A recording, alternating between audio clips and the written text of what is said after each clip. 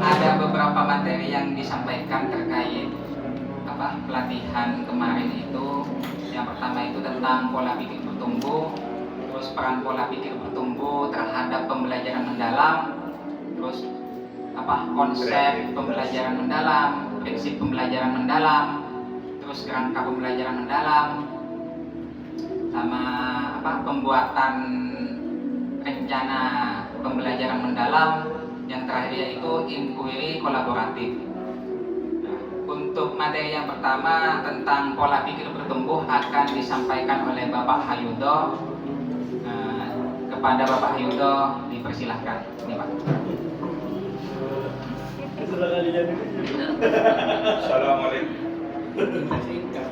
Assalamualaikum warahmatullahi wabarakatuh.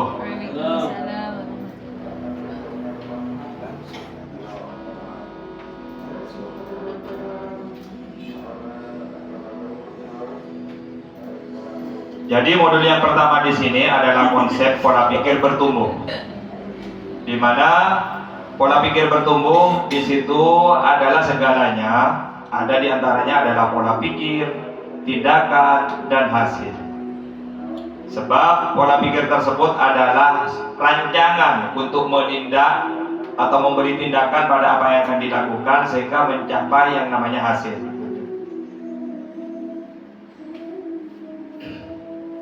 Pola pikir tersebut lebih penting dari keterampilan, sebab di situ pola pikir merupakan mindset. Pola pikir merupakan cara, dan pola pikir yaitu berperan untuk memperluas cara.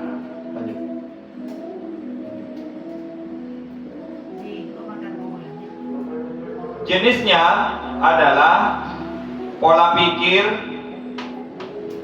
ground mindset dan fixed mindset. Ground mindset tersebut adalah keyakinan bahwa kecerdasan dan keterampilan bisa dikembangkan lewat belajar dan berusaha. Sedangkan fixed mindset adalah keyakinan bahwa kecerdasan dan keterampilan bersifat tetap dan tidak banyak bisa diubah. Nah, perbedaannya antara pola pikir tetap dengan pola pikir bertumbuh di sini adalah kalau tetap menghindar, menyerah, mubadir, terus serangan, ancaman. Sedangkan untuk bertumbuh menerima, bertahan, peluang, informasi, dan inspirasi. Itu perbedaannya. Dari pola pikir tetap dan pola pikir bertumbuh itu ada beberapa hal, yaitu harus mengenali suara PPT. Selanjutnya sadari bahwa kita punya pilihan. Sedangkan selanjutnya berbicara kembali dengan suara PPB, melakukan aksi sesuai dengan suara PPB. Nah, contoh salah satu dari suara pola pikir tetap dan suara pola pikir bertumbuh. Kalau saya gagal, berarti saya tidak mampu. Itu adalah pola pikir tetap. Sedangkan pola pikir bertumbuh, kalau saya gagal, berarti saya harus belajar lalu mencoba lagi. Itu contohnya.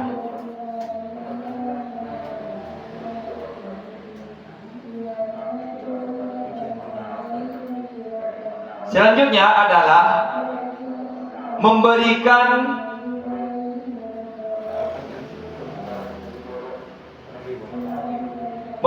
reward atau pujian, baik itu pujian pribadi atau pujian proses. Di mana pujian pribadi tersebut contohnya, salah satu contoh, kamu anak yang baik. Nah, sedangkan pada pujian proses, kamu patut diapresiasi untuk usahamu yang sangat baik. Itu cukup jauh berbeda, karena masih butuh yang namanya proses. Selanjutnya targetnya itu target performa dan target pembelajaran. Kalau target performa untuk membuat seseorang terlihat pintar, Sedangkan pada pembelajaran yaitu mampu untuk berkomunikasi dalam berbahasa.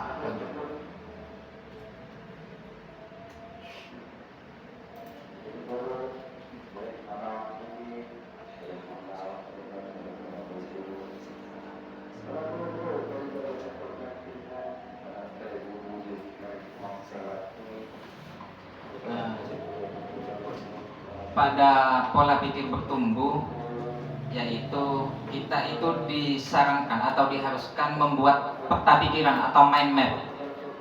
Tujuannya adalah untuk mempermudah kita menjelaskan materi yang sangat banyak.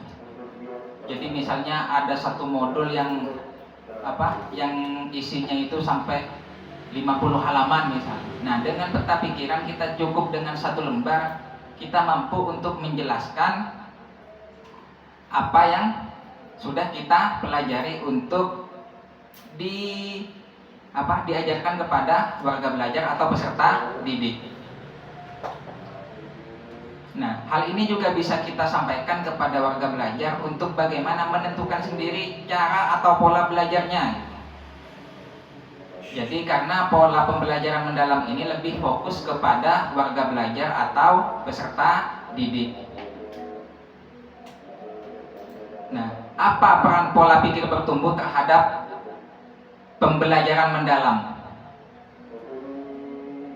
Nah, terkait pembelajaran mendalam itu di depan itu ada lingkaran ya, lingkaran di mana dimulai dari yang terdalam dulu, yaitu tentang bagaimana mencapai 8 dimensi profil lulusan. Yang pertama yaitu keimanan dan ketakwaan terhadap Tuhan Yang Maha Esa, yang kedua kewargaan, yang ketiga kreativitas, yang keempat kemandirian, yang kelima penalaran kritis, yang keenam kolaborasi, yang ketujuh kesehatan, yang terakhir komunikasi.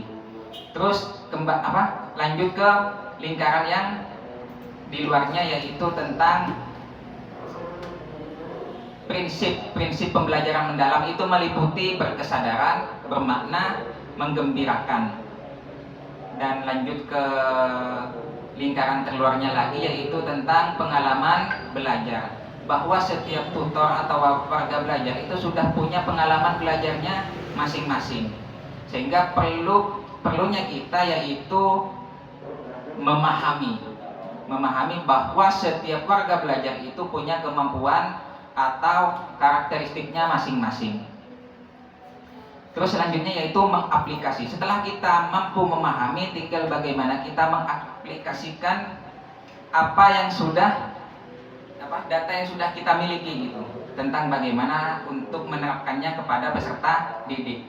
Nah, yang terakhir yaitu merefleksi. Setelah kita melakukan pembelajaran gitu, kita mengevaluasi bagaimana pembelajarannya kita gitu, sudah sesuai apa belum, apa yang kurang, apa yang perlu ditambah gitu. Nah, yang terakhir yaitu kerangka pembelajaran, lingkaran paling luar, meliputi praktek pedagogis, lingkungan pembelajaran, kemitraan pembelajaran, dan pemanfaatan digital.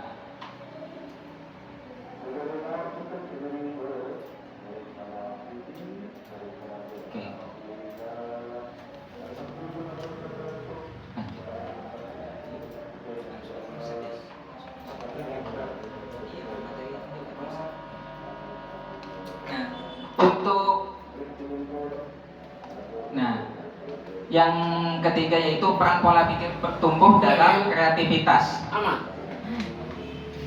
Nah, untuk mengembangkan sebuah kreativitas itu harus mengkombinasikan 3 komponen, yaitu penguasaan atau mastery, yang kedua identitas, yang terakhir kreativitas itu sendiri.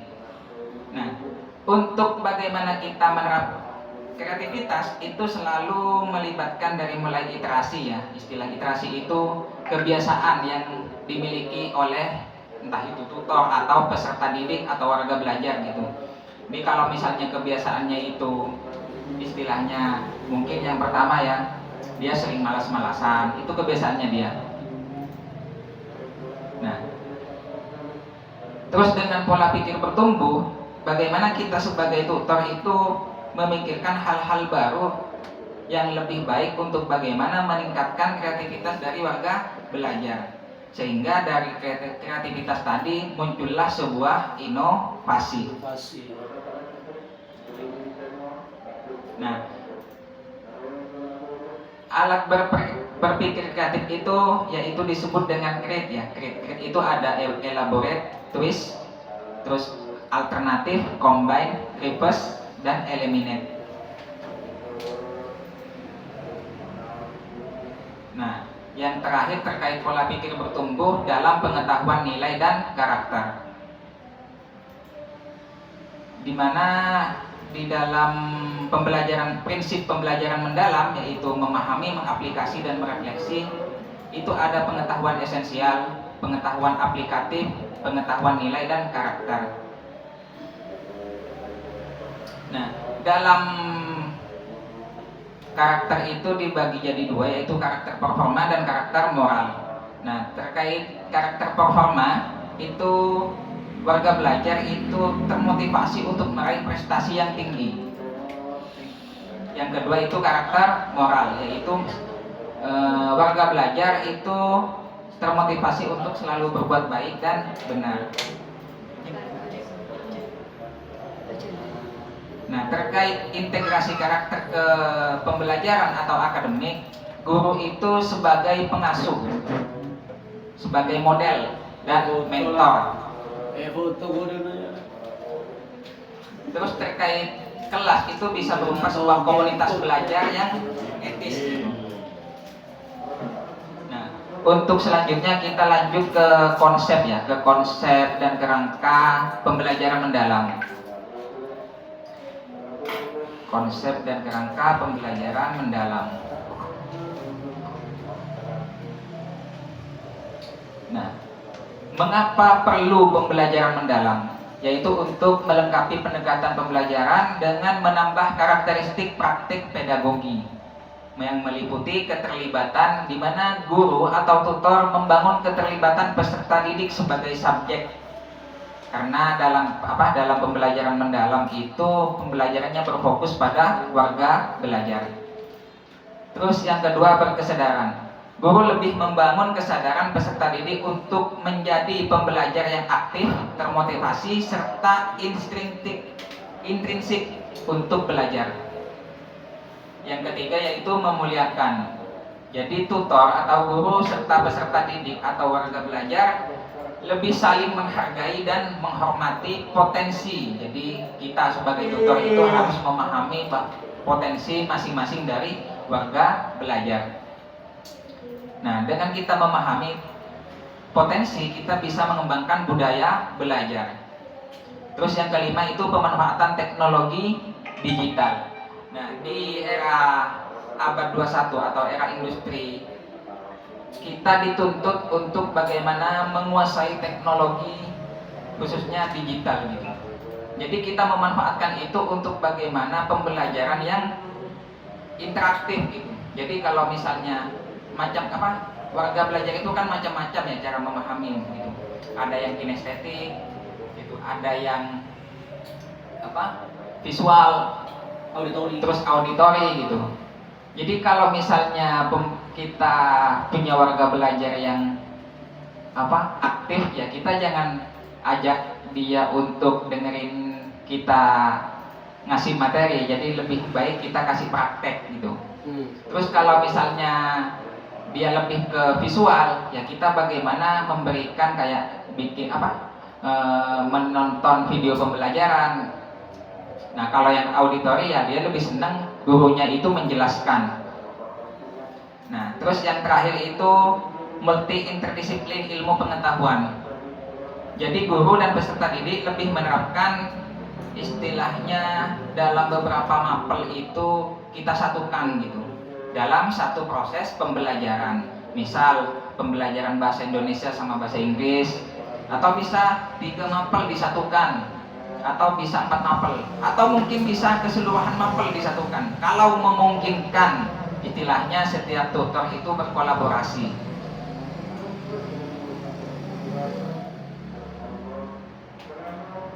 Nah, adapun untuk PM itu istilahnya ada kita harus memuliakan dalam pembelajaran mendalam.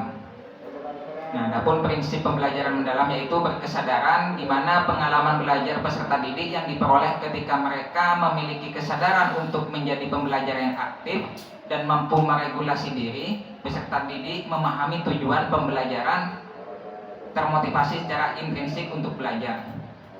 Yang kedua yaitu bermakna. Nah, jadi peserta didik atau warga belajar itu merasakan manfaat dari pembelajaran atau relevansi dari sebuah materi. Nah, terus yang ketiga yaitu menggembirakan. Nah, ini yang paling penting, bagaimana kita membangun sebuah lingkungan pembelajaran yang positif.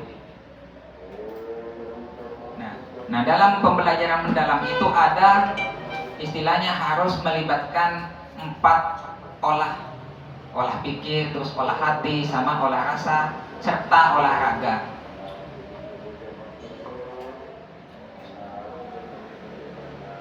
Nah, terkait 8 dimensi kayak penerapan prinsip pembelajaran mendalam itu kayak berkesadaran, bagaimana kita membangun kenyamanan bersama peserta didik dalam pembelajaran. Terus bermakna itu pembelajaran lebih kontekstual atau relevan dengan kehidupan nyata mereka gitu. Terus yang terakhir itu menggembirakan, bagaimana kita membangun pembelajaran atau lingkungan pembelajaran yang interaktif. Nah, di dalam pengalaman belajar itu ada sebuah taksonomi gitu, istilahnya kerangka pembelajaran. Taksonomi Bloom. Ada taksonomi Bloom, ada taksonomi Solo. Nah, yang akan kita terapkan yaitu pengalaman belajar dalam pembelajaran mendalam. Jadi kalau di dalam taksonomi Bloom itu proses memahami itu yang pertama mengingat, memahami. Kalau di dalam taksonomi Solo itu unistruktural, multistruktural. Nah, dalam PM atau pembelajaran mendalam itu yang pertama memahami. Bagaimana kita memiliki banyak ide, mengingat kembali gitu. Terus ada selanjutnya yaitu mengaplikasi. Kalau di dalam taksonomi Bloom itu menganalisis, menerapkan. Kalau taksonomi Solo itu relasional. Nah, yang terakhir yaitu merefleksi.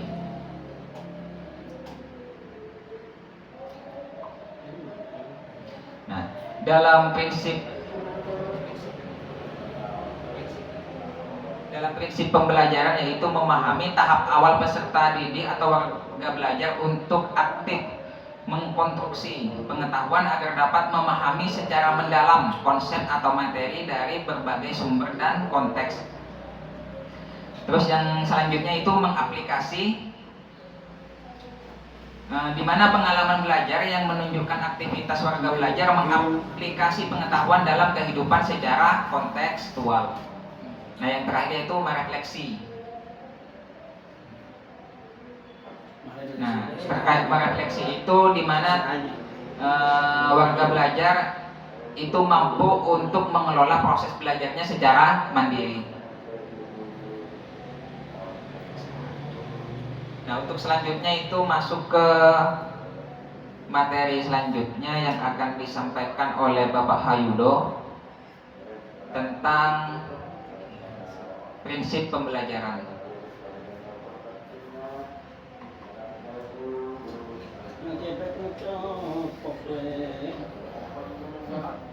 Dari prinsip pembelajaran tersebut, di situ ada beberapa hal dalam pembelajaran mendalam tersebut, yaitu yang perlu diterapkan, yaitu berkesadaran, bermakna, dan menggembirakan. Yang pertama, yaitu berkesadaran. Tadi sudah sedikit banyak sudah diungkapkan oleh Pak Adi, bahwasanya berkesadaran tersebut membuat yaitu warga belajar menjadi nyaman. Sedangkan yang kedua yaitu bermakna, di mana peserta didik atau warga belajar tersebut dapat menerapkan pengetahuan secara kontekstual. Jadi tidak hanya menerima saja, tapi juga bisa mengungkapkan, menerapkan, dan juga mengaplikasikan dalam kehidupan keseharian. Selanjutnya adalah menggembirakan, di mana yaitu tutor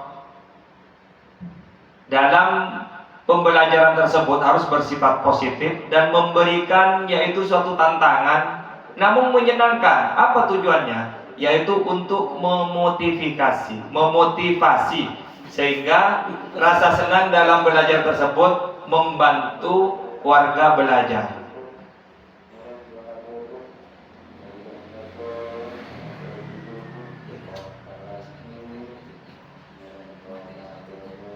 Kita lanjut pada materi selanjutnya, yaitu tentang pengalaman belajar dalam pembelajaran mendalam.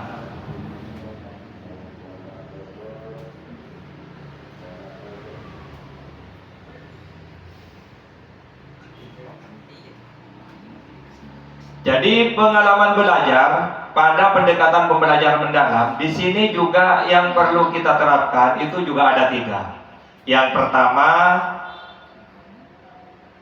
memahami, di mana memahami tersebut adalah fase awal pembelajaran bertujuan untuk membangun kesadaran peserta didik terhadap tujuan pembelajaran, yaitu untuk mendorong supaya warga belajar tersebut menjadi aktif. Selanjutnya yang kedua adalah memahami, mengaplikasi tersebut adalah menunjukkan aktivitas peserta didik atau warga belajar, sehingga secara kontekstual pengetahuan yang diperoleh warga belajar pada tahap memahami diaplikasikan sebagai proses perluasan pengetahuan.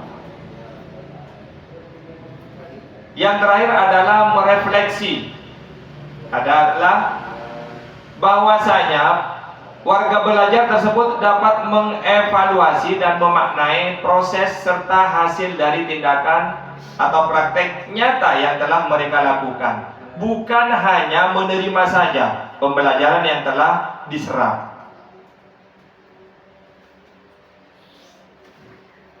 Mungkin ada yang mau ditanyakan? Sudah jelas? Ini Pak. Dari beberapa materi yang sudah dijelaskan tadi, ya. Assalamualaikum warahmatullahi wabarakatuh. Waalaikumsalam warahmatullahi wabarakatuh. Jadi Pak, saya mau cerita sedikit Pak.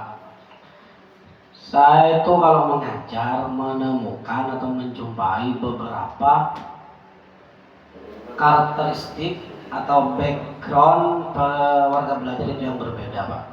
Salah satunya mungkin yang sangat menonjol adalah perbedaan ekonomi atau latar belakang pendidikan orang tua.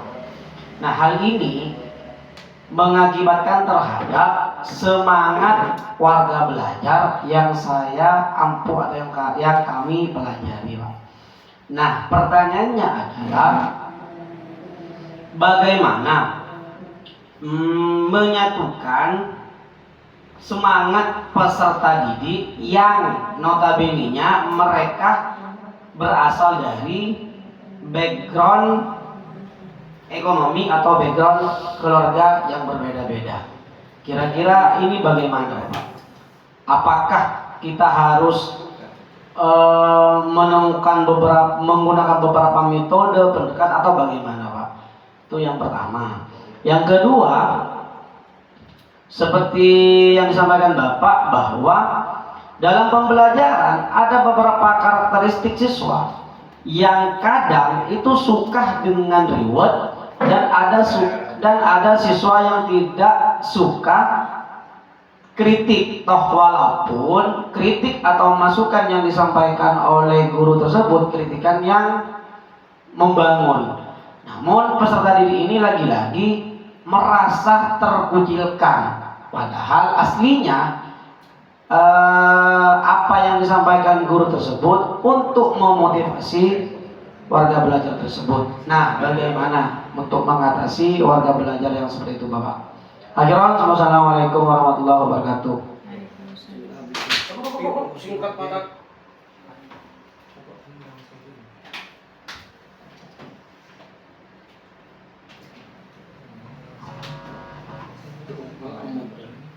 Mulai.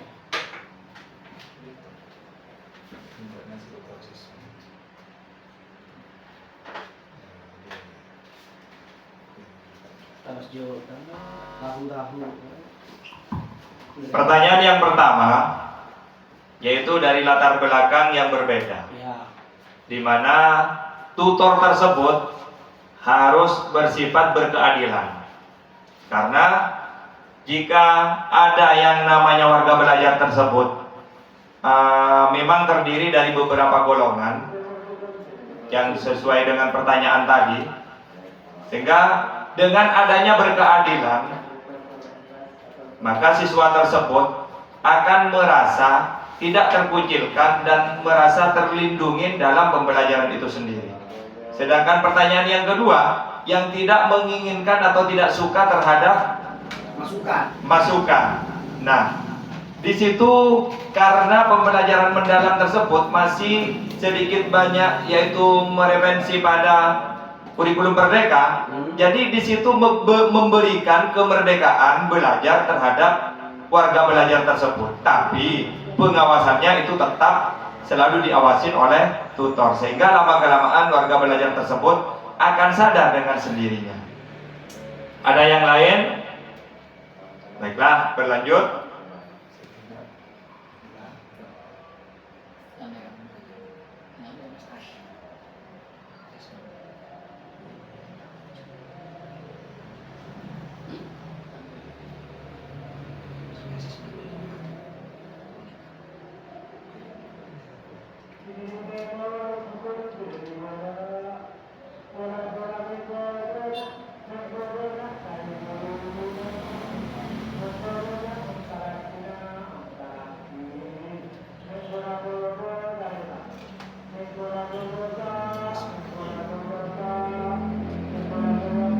Selanjutnya adalah asesmen dalam pembelajaran mendalam.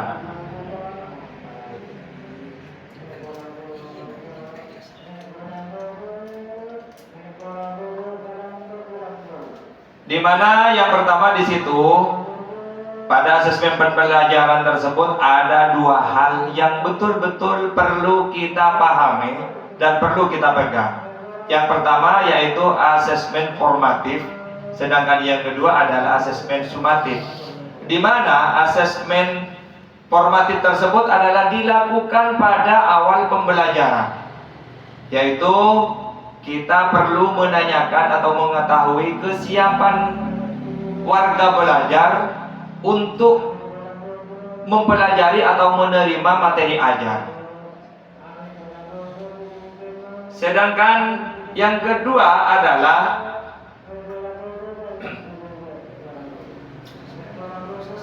asesmen di dalam proses pembelajaran tersebut adalah untuk mengetahui perkembangan murid, perkembangan warga belajar, dan sekaligus pemberian umpan balik yang cepat, yaitu yang tidak bertele-tele. Sedangkan asesmen sumatif di sini yaitu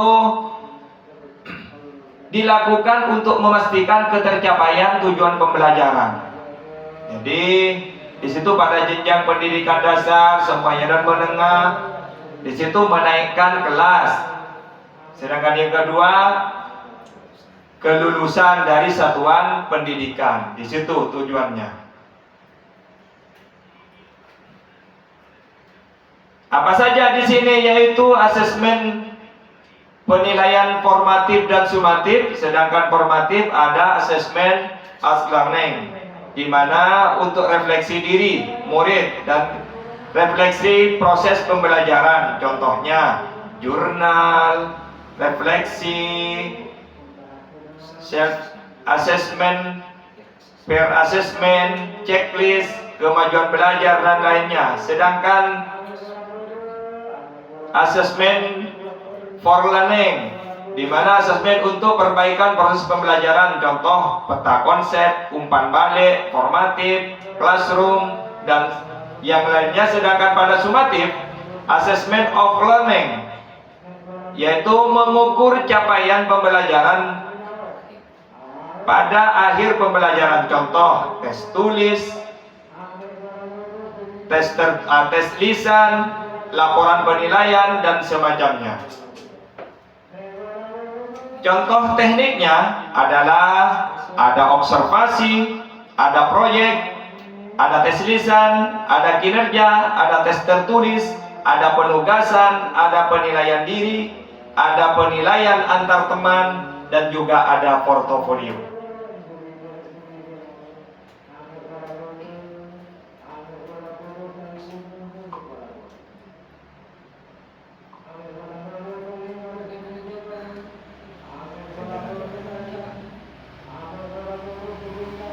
Untuk berikutnya akan dijelaskan oleh Pak Adi dulu.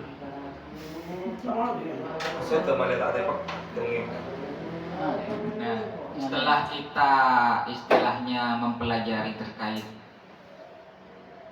grow mindset, terus konsep pembelajaran mendalam, kerangka pembelajaran mendalam, prinsip pembelajaran mendalam, sama pengalaman belajar. Nah, hal yang perlu kita pahami yaitu bagaimana kita membuat perencanaan pembelajaran mendalam.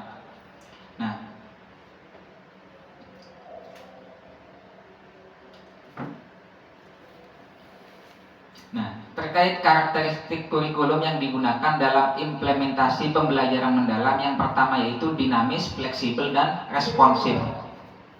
Yang kedua, berpusat pada peserta didik.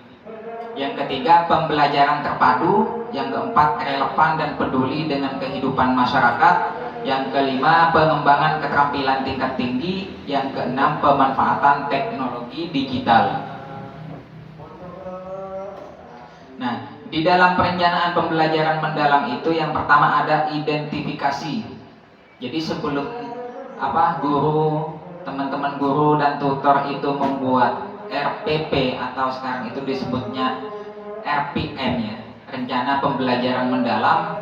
Yang pertama itu harus mengidentifikasi kesiapan warga belajar. Kita harus tahu dulu karakteristik warga belajar. Terus selain karakteristik warga belajar, kita juga harus memahami gitu terkait karakteristik materi pelajaran yang akan kita sampaikan kepada warga belajar. Terus yang ketiga yaitu menentukan dimensi profil lulusan. Nah, di sini saya sampaikan bahwa di dalam pembelajaran mendalam itu tidak ada format baku ya dalam membuat RPP. Nah, cuman yang perlu ditambahkan yaitu 8 dimensi profil lulusan. Kalau yang kurikulum Merdeka sebelumnya yaitu ada ini ya, profil pelajar Pancasila. Kan begitu ya, Pak? Ya. Nah, setelah kita selesai mengidentifikasi, tinggal kita bagaimana mendesain pembelajarannya. Yang pertama yaitu menentukan tujuan pembelajaran, yang kedua menentukan kerangka pembelajaran yang meliputi praktek pedagogis, kemitraan pembelajaran, lingkungan pembelajaran, dan pemanfaatan digital.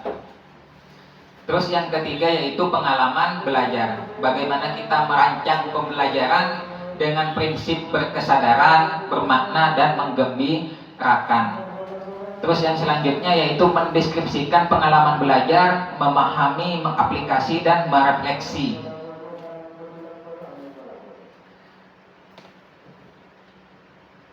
Oke.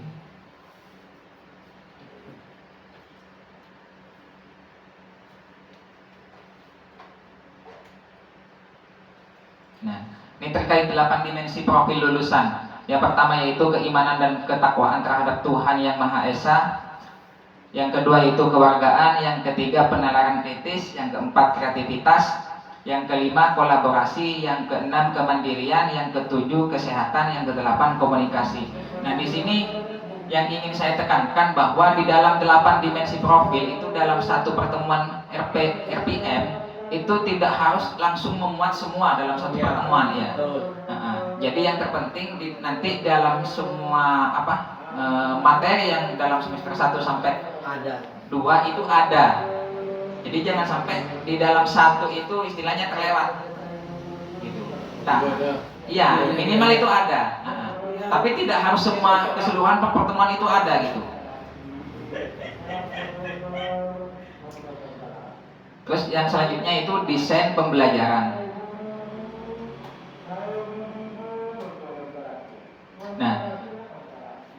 di dalam desain pembelajarannya itu ada praktek pedagogis di mana strategi mengajar yang dipilih tutor untuk mencapai tujuan belajar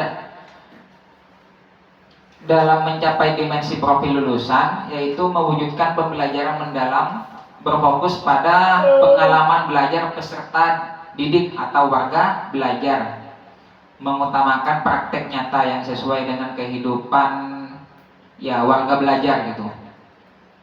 Yang kedua, kemitraan pembelajaran. Nah, mitra itu bukan hanya antara tutor dengan warga belajar, bisa dengan antar warga belajar, antar tutor gitu, atau bisa dengan masyarakat sekitar, terus sama dunia industri atau dunia kreatif juga itu bisa kita libatkan. Semisalnya di dalam materi pembelajaran kita itu diperlukan gitu.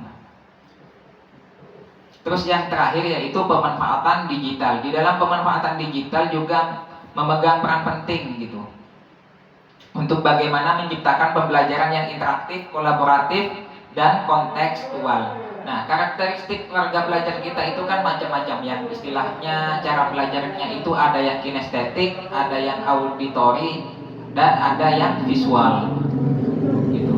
Tinggal bagaimana kita istilahnya memanfaatkan teknologi ini disesuaikan dengan karakteristik warga belajar. Nah, yang ketiga itu pengalaman belajar. Nah, di dalam pengalaman belajar itu harus menerapkan tadi di dalam prinsip pembelajaran mendalam. Ada apa saja tadi, Bapak? Yang pertama yaitu berkesan, yang kedua bermakna, yang ketiga menggembirakan. Oke.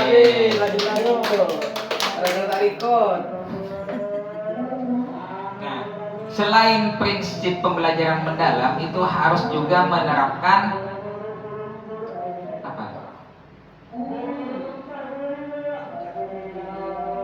pengalaman belajarnya juga gitu. Yang pertama yaitu ada 3 juga Bapak sama Ibu ya.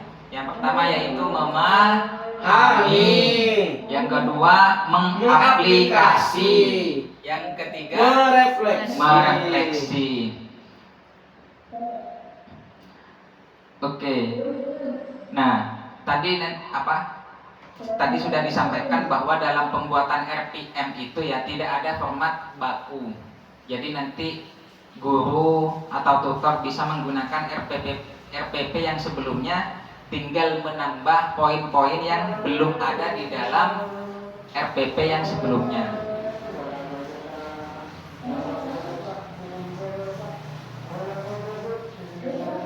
Terus materi terakhir yaitu tentang inquiry kolaboratif.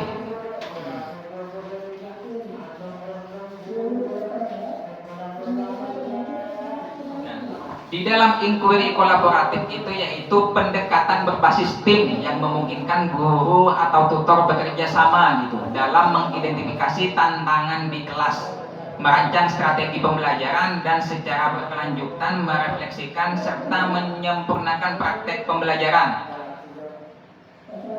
Pendekatan ini bersifat reflektif dan berbasis data. Jadi ketika teman-teman guru atau tutor ini merancang sebuah rencana pembelajaran, itu tidak hanya mengandalkan istilahnya feeling, tapi berbasis data gitu. Nah, data itu nanti dapat dari mana? Nah, kita bisa ngasih kuesioner kepada warga belajar, sehingga kita bisa menentukan bagaimana proses pembelajaran yang ingin kita terapkan gitu.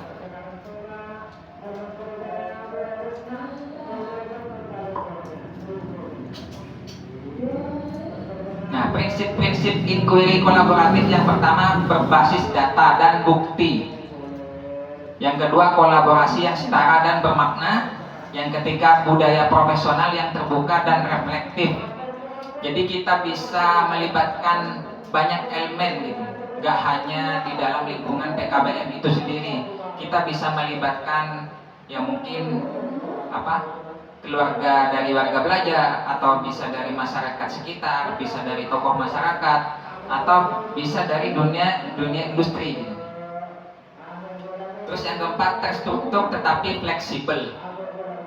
Nah, di dalam administrasi itu memang kaku ya, harus terstruktur. Tapi dalam pelaksanaannya kita boleh fleksibel gitu. Terus yang kelima, fokus pada pembelajaran dan hasil warga belajar. Yang keenam, pembelajaran berkelanjutan di tempat kerja. Yang ketujuh, kontekstual dan responsif. Lanjutkan, Pak. Terkait inquiry kolaboratif.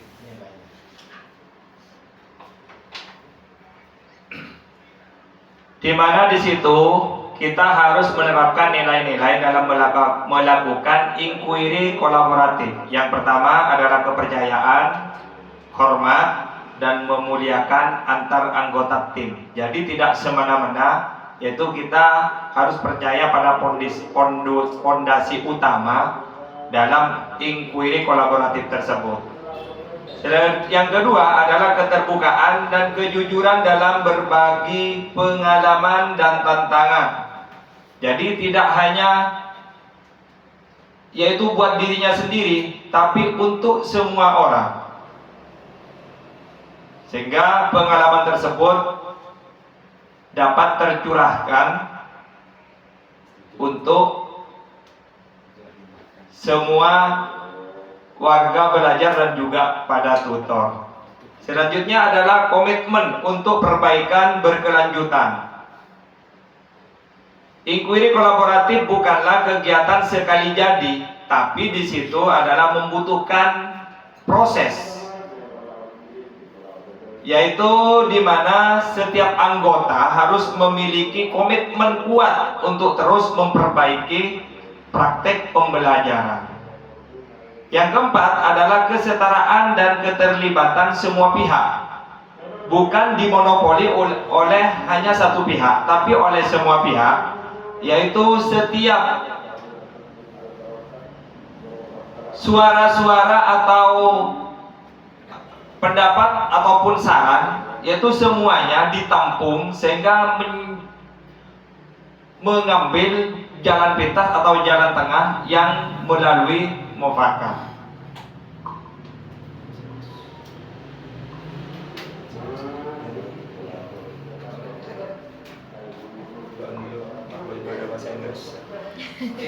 Di dalam inquiry kolaboratif itu ada siklusnya ya, untuk apa? Ya. Untuk proses berkelanjutan yang terdiri ada 4 tahap. Yang pertama itu assess. Assess itu identifikasi tentang permasalahan apa saja yang dialami, entah itu oleh tutor atau guru. Terus yang kedua, permasalahan yang dialami oleh warga belajar, atau yang ketiga yang dialami oleh sekolah itu sendiri. Jadi kita harus memahami. Baru setelah itu kita mendesain atau merencanakan gitu, tentang langkah apa yang bisa kita ambil dan memungkinkan untuk kita lakukan. Terus selanjutnya yaitu mengimplementasikan. Jadi setelah kita mendesain perencanaan apa saja yang akan kita lakukan terkait pembelajaran, baru kita implementasikan. Terus yang terakhir itu measure atau reflect atau change, yaitu pengukuran keberhasilan atau refleksi atau perbaikan. Jadi di dalam proses perencanaan dan implementasi itu tidak mungkin sempurna, Bapak-bapak dan Ibu. Jadi kita harus senantiasa merefleksi untuk perubahan terhadap satu hal yang baik demi keberlangsungan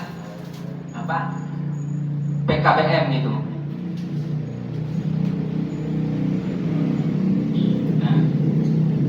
Di dalam mengidentifikasi yang perlu kita lakukan, yang pertama kita harus melihat minat, kekuatan dan kebutuhan belajar warga belajar. Terus gaya belajar dan kecepatan berpikir masing-masing dari warga belajar. Terus yang ketiga, bakat dan ketercapaian warga belajar terhadap materi. Nah, gimana cara kita mendapatkan data untuk mengidentifikasi? Tadi sudah disampaikan bahwa inquiry kolaboratif itu tidak berdasarkan prasangka, tapi berdasarkan data. Nah, data itu bisa diperoleh dari asesmen awal untuk mengetahui sejauh mana pengetahuan dan keterampilan yang dimiliki oleh warga belajar. Yang kedua itu hasil asesmen dan evaluasi sebelumnya. Mungkin untuk kelas 11, kelas 12 itu kita dari asesmen. Terus yang ketiga itu observasi langsung proses pembelajaran di kelas. Nah, tadi sudah disampaikan bahwa inquiry kolaboratif itu tidak hanya satu guru di dalam kelas. Kita bisa meminta bantuan dari guru atau tutor yang lain untuk bagaimana melakukan observasi gitu. Jadi kita ada kayak form gitu, form penilaian terkait bagaimana mungkin bukan hanya warga belajar yang dinilai, tapi cara mengajarnya guru dan tutor gitu. Itu juga kita evaluasi. Terus yang ketiga feedback dari murid gitu, murid atau warga belajar mungkin, atau bisa dari keluarga dari warga belajar atau dari masyarakat, terus atau dari pemangku kepentingan, mungkin kalau di sini mungkin dari kepala desa. Jadi kita juga harus memperhatikan lingkungan di mana PKBM atau sekolah itu berdiri gitu. Nah, terus juga sumber daya yang dimiliki oleh sekolah-sekolah kira-kira memungkinkan nggak untuk menerapkan hal itu gitu. Kayak mungkin kita mau bikin kayak praktikum komputer untuk semua warga belajar, itu memungkinkan atau enggak? Kalau misalnya memungkinkan, kita terapkan.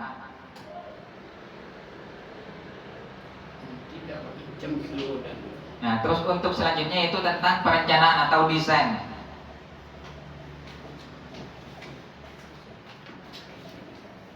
Nah, pembelajaran harus berkesadaran, bermakna dan menggembirakan. Terus yang kedua itu rencana pembelajaran mencakup tahapan memahami konsep, mengaplikasikan pengetahuan dalam konteks nyata. Yang selanjutnya yaitu serta merefleksikan proses dan hasil belajar.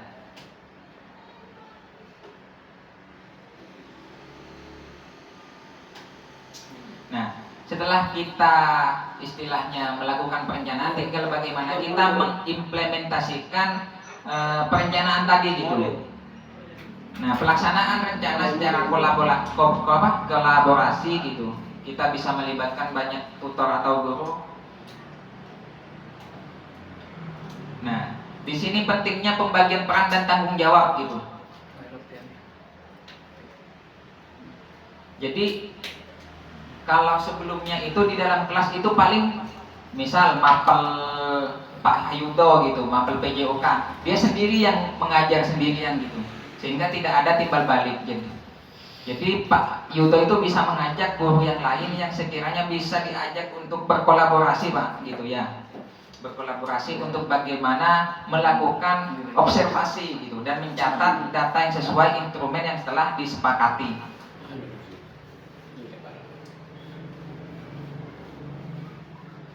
Selanjutnya itu pengembangan keterlibatan murid. Nah, ini juga di dalam inquiry kolaboratif itu kita tidak hanya melibatkan cuman di dalam internal lembaga itu sendiri atau sekolah itu sendiri. Jadi kita bisa bikin open class gitu, di mana kita juga mengundang guru dari sekolah-sekolah lain gitu untuk menilai bagaimana cara kita mengajar. Ya, tujuannya itu untuk apa? Untuk meningkatkan kualitas pembelajaran di sekolah kita sendiri. Nah, yang terakhir yaitu measure, reflect and change, di mana yaitu melakukan pengukuran, refleksi dan perubahan. Di mana tahap akhir ini yaitu di dalam siklus inquiry kolaboratif ini sangat penting untuk memastikan bahwa pembelajaran yang telah dilaksanakan benar-benar memberikan dampak positif bagi murid dan menjadi dasar bagi perbaikan berkelanjutan. Jadi ya, walaupun kita sudah mengikuti pelatihan selama 6 hari, saya sama Pak Hayudo itu bukan berarti kita itu sudah menguasai betul tentang pembelajaran mendalam gitu. Mungkin bapak-bapak dan ibu-ibu yang guru atau tutor, teman-teman tutor gitu, itu mungkin sudah ada yang pengetahuan lebih dari kita ya Pak Yudo. Gitu. Jadi kita tetap menerima banyak masukan untuk bagaimana meningkatkan kualitas pembelajaran.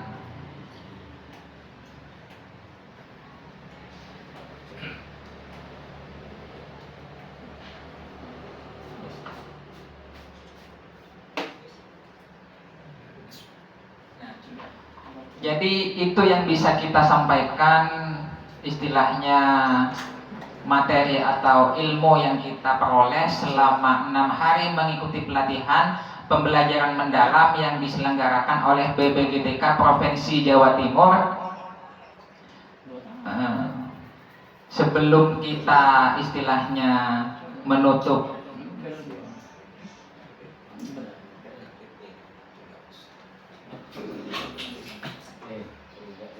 mungkin ada yang ditanyakan, harus ada pertanyaan. Kalau perlu setiap guru itu ada pertanyaan, jadi biar wawasan kita terus bertambah gitu. Nah, dari Pak Jamal dulu ini. Terima kasih. Kalau dari saya, ini yang perlu kita kembangkan.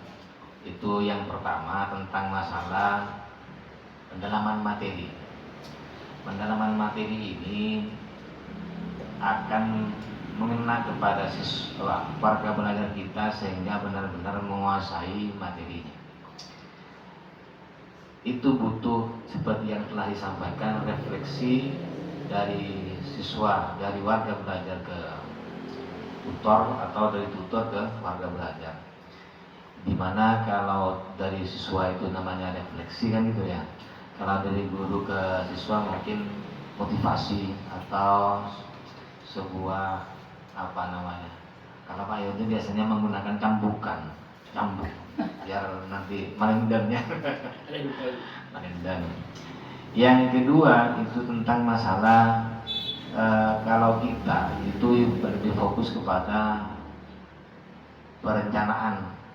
Di perencanaan itu, karena di perencanaan itu akan bisa menentukan kemana arah kita itu akan sehingga para awak apakah boleh agak temora intinya itu. Mungkin itu saja Pak ya dari saya.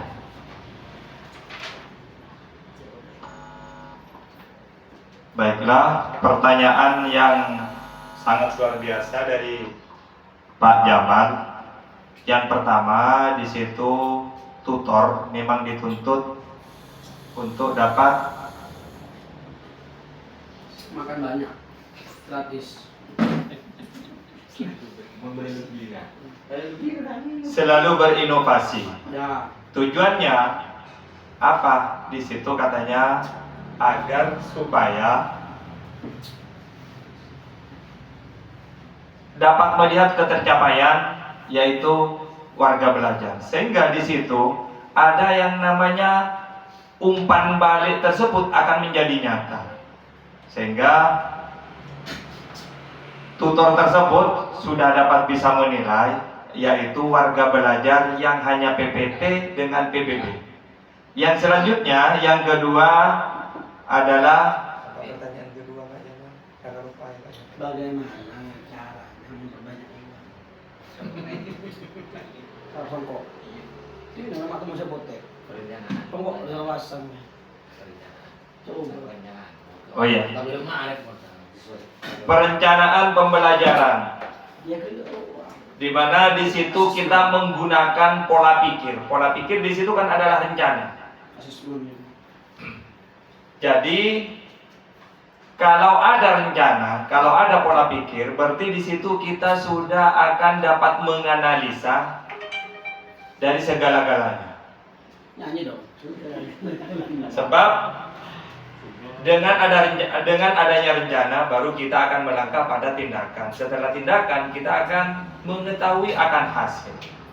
Nah, itu utamanya atau begitu butuhnya yang namanya adalah perencanaan. Mungkin yang lain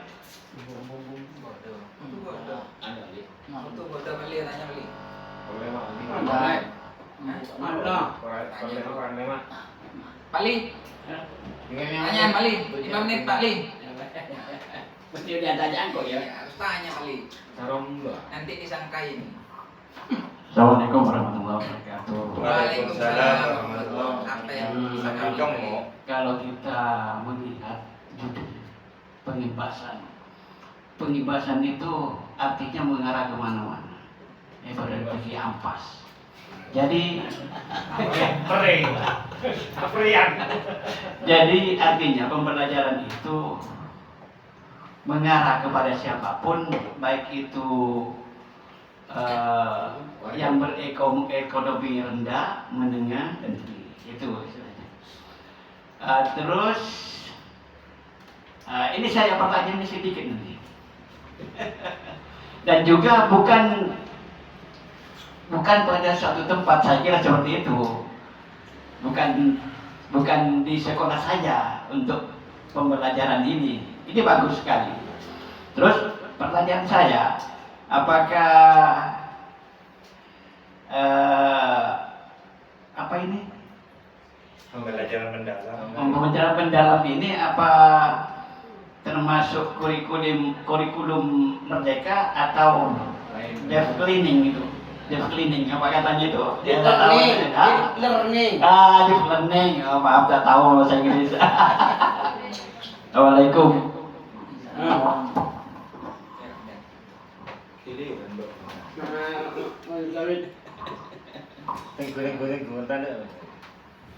Jadi untuk pertanyaan pertama itu terkait pengimbasan. Jadi pengimbasannya itu kemana-mana memang. Jadi pembelajaran mendalam itu bukan hanya warga belajar yang harus belajar, gitu. Tapi tutornya itu harus belajar supaya apa? Muridnya tetap belajar, gitu. Apa ya? Bosannya hilang.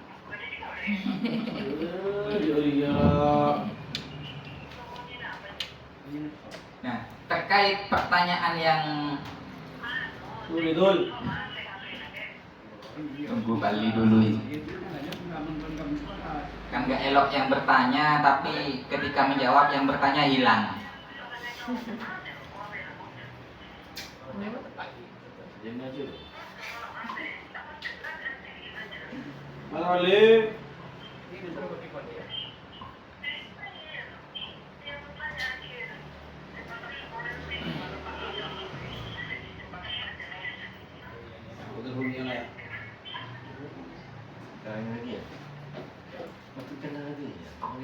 Mau dilanjut jawabannya ini, Pak? Iya. Terkait pengimbasan ini, Pak. Jadi terkait pengimbasan itu benar ya, apalagi di PKBM ya, kita harus mengakomodir warga belajar dari golongan apapun gitu, mau dia golongan kaya atau miskin gitu, tanpa membedakan suku, agama, ras dan budaya atau antar golongan gitu. Jadi sebisa mungkin kita itu benar-benar memahami karakteristik masing-masing dari warga belajar. Itu sebabnya pengimbasan ini gurunya atau tutornya juga terus belajar gitu. Betul. Gitu. Nah, terus terkait pertanyaan kedua tadi apa, Oli? Apakah pembelajaran mendalam ini termasuk kurikulum merdeka atau kurikulum baru? Nah, untuk sementara itu tetap menggunakan kurikulum merdeka, tetapi pendekatannya menggunakan pendekatan deep learning atau pembelajaran mendalam. Begitu. Sebelum istilahnya Gimana, Pak, nanti ada Siap.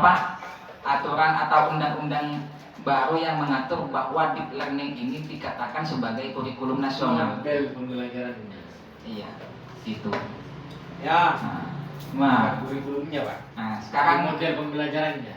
dari Pak Mudahri ini harus ada pertanyaan. Kalau nggak ada pertanyaan berarti Paham. Paham. Harus ada ya Wali. Pak Yu udah mau jawab ini Pak Mudahri. Pak Jamal, melihat tampil tapi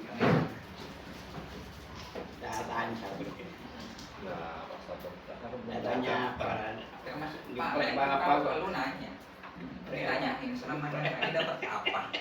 Kan gitu ya. Jadi dapatnya siapa kita? Mungkin yang saya tanyakan jangan lemot sunyak. bagaimana untuk model pembelajaran yang peserta didiknya itu memang tidak berminat dengan pelajaran itu. Nah, terus trik apa yang harus tindakan apa yang harus dilakukan oleh seorang pengajar? Terima kasih. Sehingga model-model apa sih yang gue? Model pentor. Metode apa ya? Kau dia nggak banyak aja. Nah, jadi model apa atau istilahnya strategi ya Pak? Ya. Strategi apa yang harus kita lakukan gitu? gitu. Jadi tadi sudah disampaikan bahwa setiap guru itu punya strateginya masing-masing. Jadi mungkin ini lebih kepada sharing pengalaman aja ya. Jadi karena kita itu disebutnya warga belajar, mungkin ini sudah jadi rahasia umum kita gitu, bahwa kita itu mau ngajak warga belajar datang ke sekolah itu susahnya minta ampun gitu kan ya Pak. Susahnya minta ampun. Apa boleh? Mana? Iya. Nah, memang yang pertama yang perlu kita sampaikan itu mungkin pada saat ini ya, pada saat penerimaan warga belajar baru, di situ ditekankan kepada warga belajar untuk bagaimana mengikuti proses awal, bagaimana tentang lingkungan belajar atau sekarang itu disebutnya MPLS, ya, masa pengenalan lingkungan sekolah, sehingga warga belajar sehingga warga belajar itu memahami nanti mereka cara belajarnya bagaimana gitu. Nah, tentunya di dalam warga belajar kita tidak bisa samakan dengan sekolah formal. Pembelajaran itu kita fleksibel gitu. Bisa warga belajar itu istilahnya kita, kalau misalnya kita dapat warga belajar yang istilahnya lebih fokus butuh ijazah, nah itu yang agak repot memang. Ya kalau perlu kita datang ke rumahnya, kalau misalnya nggak pernah datang untuk mengikuti pembelajaran gitu, kalau memungkinkan untuk datang ke rumahnya, atau mungkin di dalam lingkungan atau istilahnya tetangga warga belajarnya itu banyak gitu, dalam satu, misal di dalam satu desa, dari desa contohnya kayak di Gili Genting gitu, di sana kan warga belajarnya kita banyak. Nah, tentu kalau misalnya warga belajar dari kepulauan itu datang ke sini repot gitu. Jadi mau tidak mau kita yang ngalah gitu sebagai tutor, kita yang datang ke sana gitu mengadakan pembelajaran. Nah, karena memang pembelajaran mendalam itu berfokus sama warga belajar, bukan sama guru gitu. Jemput bola. Iya, kita harus jemput bola. Bagaimana ilmu yang kita miliki atau ilmu yang kita dapat itu sebisa mungkin tersampaikan. Ya walaupun sebenarnya kalau dalam segi pengalaman, karena warga belajarnya banyak yang bapak-bapak sama ibu-ibu, mungkin ilmunya lebih tinggi mereka Pak. Gitu.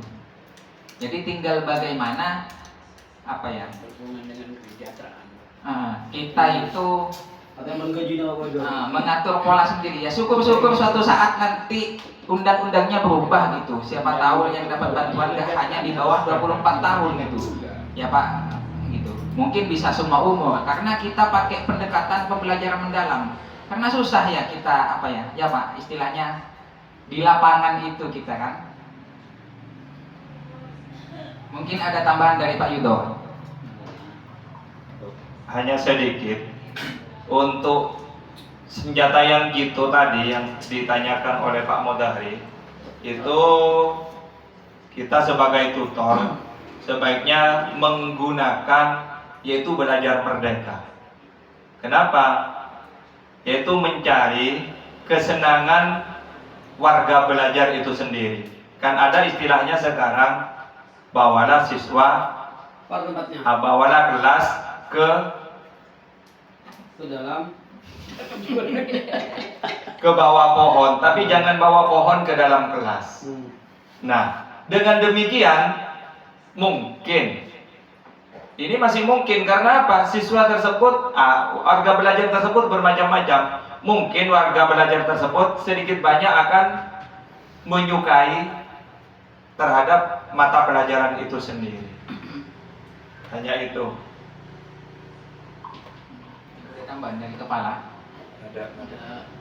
Oke, jadi sebelum kita mengakhiri proses diseminasi ini, alangkah baiknya kita berdoa dulu ya supaya apa yang kita pelajari pada hari ini bisa bermanfaat dan bisa kita terapkan di dalam kehidupan sehari-hari. Mungkin kepada Pak Jamal dipimpin doa, Pak. Amin amin ya Allah amin. Bismillahirrahmanirrahim. Allahumma shalli ala sayyidina wa maulana Muhammad wa ala sayyidina wa maulana Muhammad Rasulullah sallallahu alaihi wasallam. Alhamdulillahirabbil alamin hamdan yuwafi ni'amahu wa yukafi mazidah. Ya Rabbana lakal hamdu kama yanbaghi li jalali wajhika wa 'azimi sultanik. Allahumma inna nas'aluka salamatan fid din wa 'afiyatan fil jasad wa ziyadatan fil 'ilmi wa ziyadatan fil 'ilmi wa ziyadatan fil 'ilmi wa barakatan fil rizqi wa taubatan qabla al-maut wa rahmatan indal maut wa Amin ya Allah amin ya Allah amin ya Allah. Allahumma huwina lana fi sakaratil maut wa najita minan nar wa lafanta nasab. Rabbana zalamna anfusana wa illam taghfir lana wa tarhamna lanakunanna minal khasirin. Rabbana hab lana min ladunka rahmatan wa hayyi lana min amrina rashada. Rabbana zalamna anfusana wa illam taghfir lana wa tarhamna lanakunanna minal khasirin. Rabbana atina fid dunya hasanatan wa fil akhirati hasanatan wa qina adzabannar wa qina adzabannar. Sallallahu ala sayyidina Muhammad wa ala alihi wasallam. Subhana rabbika rabbil izzati amma yasifun wa salamun alal mursalin walhamdulillahi rabbil alamin. Al-Fatihah.